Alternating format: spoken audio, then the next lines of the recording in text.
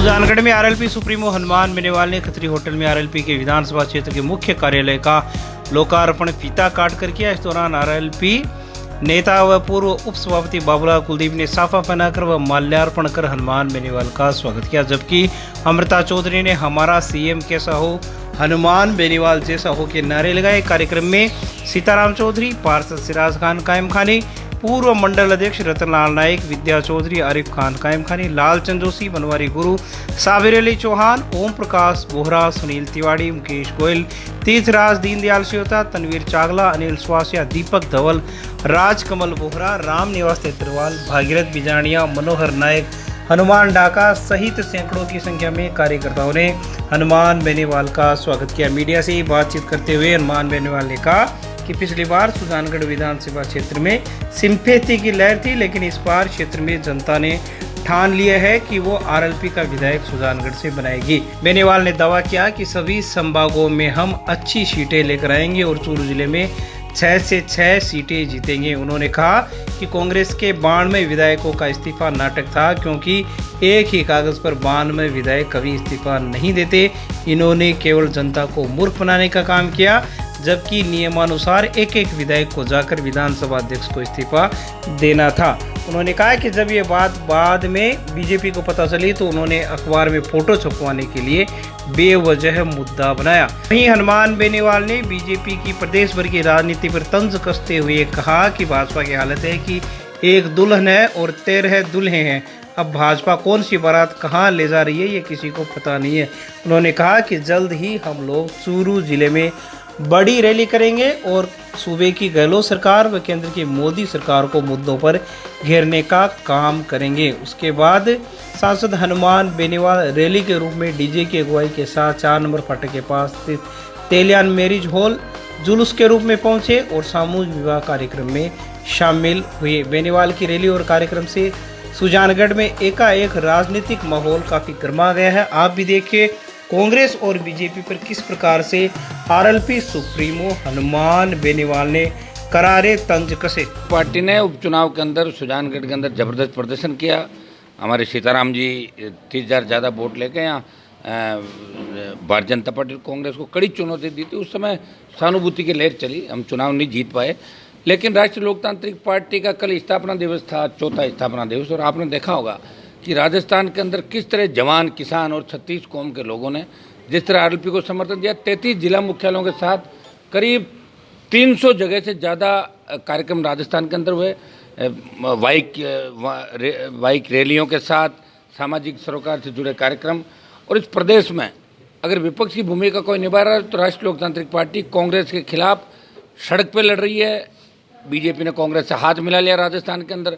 वो तमाम मुद्दे जो मुख्यमंत्री के नज़दीकी लोगों के खिलाफ, चाहे महेश जोशी हो, महेंद्र चौधरी हो, विदुड़ी हो, चाहे भजोरी लाल हो, इनके मामले अगर कोई उठा रहा है, चाहे परिवहन घोटाले में प्रताप सिंह का नाम हो, तो राष्ट्रीय लोकतांत्रिक पार्टी के विधायक और सांसद सड़क से लेकर सदन तक कांग्रेस के भ्रष्टाचार की पोल खोल रहे हैं। बीजेपी चुप है। बीजेपी राज में आना चाहती है, गहलोत सीएम रहना चाहते हैं और पायलट सीएम बनना चाहते हैं।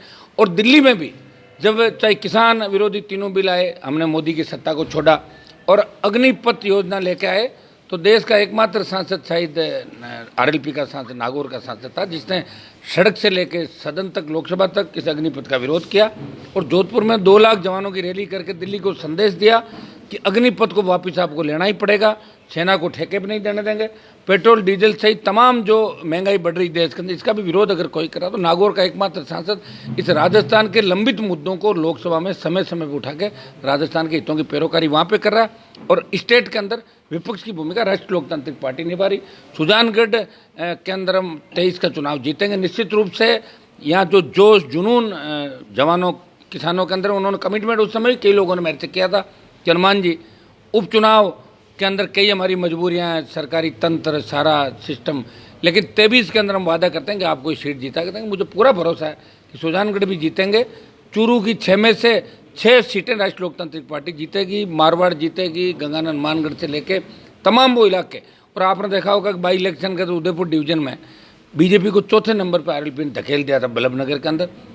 कोटपुतली से लेके, भरतपुर से लेके बाड़मेर तक राष्ट्रीय लोकतांत्रिक पार्टी का प्रदर्शन 18 में भी अच्छा था, 23 में और अच्छा होगा। और कोई बड़ी बात नहीं, 23 के अंदर हम नंबर 1 की ओर भी बढ़ सकते हैं। वैसे एक दल को तीसरे नंबर पर आरएलपी धकेल देगी राजस्थान के अंदर, ये तयशुदा बात है। एक एक व्यक्ति विधानसभा अध्यक्ष के पास जाके अपने एक लिखित में अलग से इस्तीफा देते, एक कागज पे 92 का इस्तीफा नहीं होता। कांग्रेस प्रोपोगंडा कर रही है और बीजेपी को बाद में याद आई ये बात, अखबार में फोटो कैसे छपे, दूसरा कोई मुद्दा नहीं, लोगों को इकट्ठा कर नहीं पाते। लक्ष्मणगढ़ में बीजेपी ने हुंकार भरी, आपने देखा 1500 लोग नहीं आए।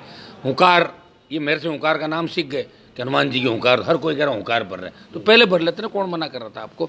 भारतीय जनता पार्टी की भी टाइम टाइम फिर राजस्थान के अंदर राष्ट्रीय लोकतांत्रिक पार्टी करेगी, ये मैं आपको विश्वास दिलाता हूँ कि राजस्थान के अंदर लोग जो कह रहे हैं कि क्षेत्रीय पार्टी नहीं आ सकती, तीसरा फ्रंट नहीं आ सकता, इस बार क्षेत्रीय पार्टी तीसरे फ्रंट के रूप में हम चाहेंगे कि पहला फ्रंट ही राजस्थान का बने।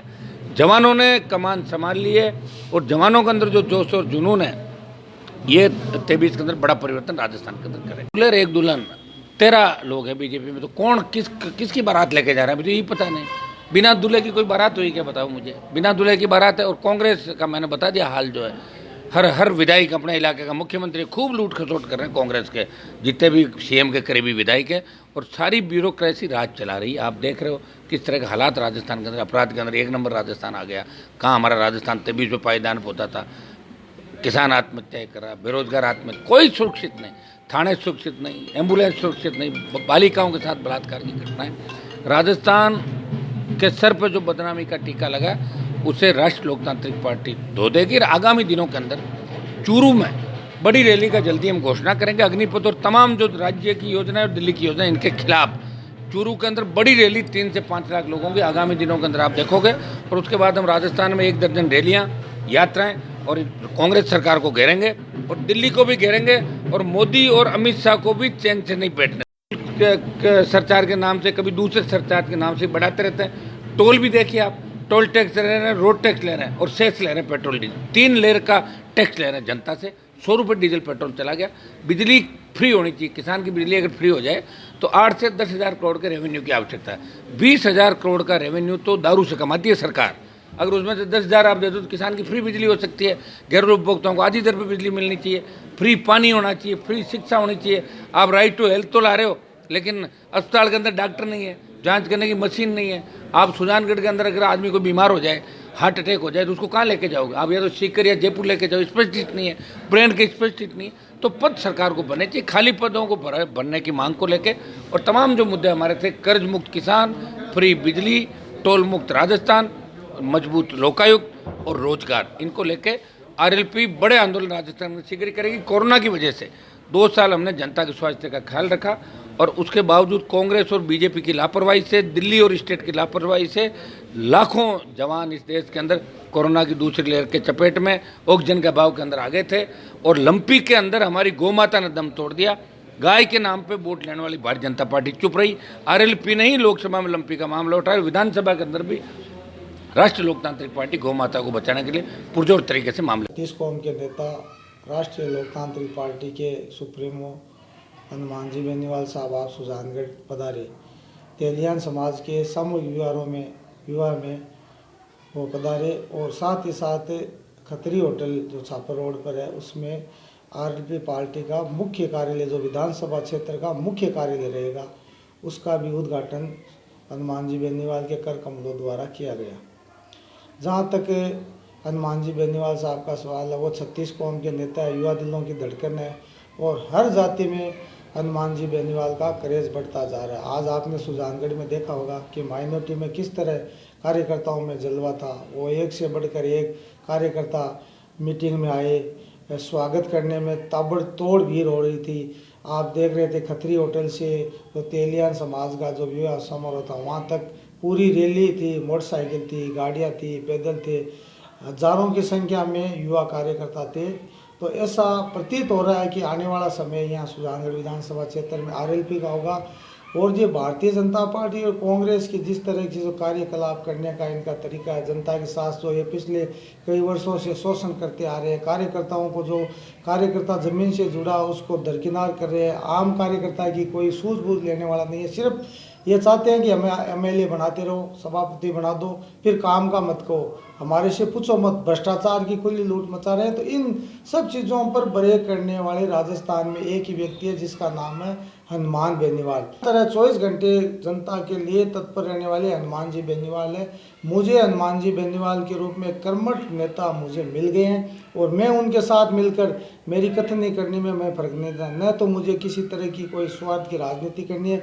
सुजानगढ़ की जनता जिस तरह लावारिस है उसको आबाद करने के लिए मैं हनुमान जी बेनीवाल से जुड़ा हूँ और हनुमान जी बेनीवाल से पिछले 2-3 महीने में संपर्क हूँ। मैंने हजारों कार्यकर्ता के काम करे पूरे राजस्थान में, एक से बढ़कर एक। ये जो मनोज विधायक है ये करा नहीं सकता।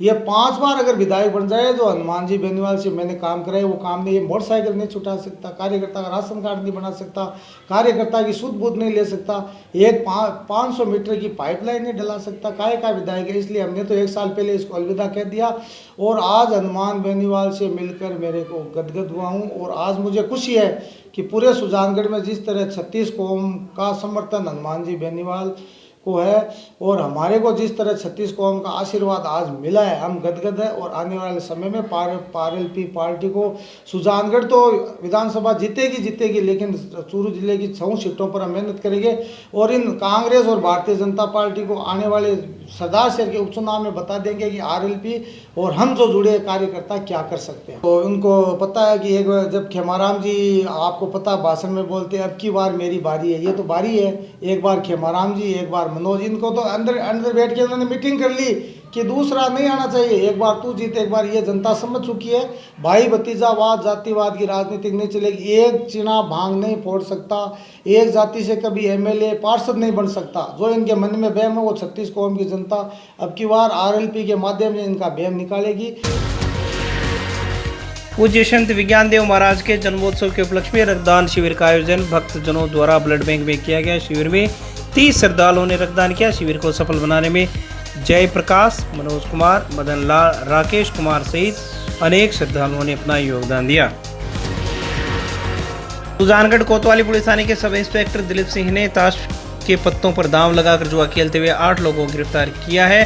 सब इंस्पेक्टर दिलीप सिंह ने आदर्श कॉलोनी में ताश के पत्तों पर दांव लगाकर जुआ खेलते हुए मनीष केतान, दिलीप प्रजापत, सुंदर स्वामी, बनवारी सिद्ध, भीमाराम मेघवाल, ओंकारमल प्रजापत, फूलचंद, मुन्ना निवारिया आदि को गिरफ्तार करके उनके कब्जे से 40,880 रुपए की राशि, ताशपत्ती की जोड़ियां बरामद किए। पुलिस की कार्रवाई से जुआरियों व सटोरियों में हड़कंप मच गया है। आरोपी 3 पत्ती का जुआ खेल रहे थे। तो मनीष के घर के सामने आदर्श कॉलोनी के अंदर 7-8 व्यक्ति ताश पत्तों से जुआ खेल रहे हैं। इतला के अनुसार मैं मनीष के घर के सामने पहुंचा था। वहां 8 व्यक्ति थे। मनीष, दिलीप, सुंदरराम, ओंकारमल, बनवारी, भीमाराम, फूलचंद और मुन्ना, इन 8 से जुआ की राशि बरामद करी 40,880 रुपये और इनको अदम इंतकाल में गिरफ्तार किए थे।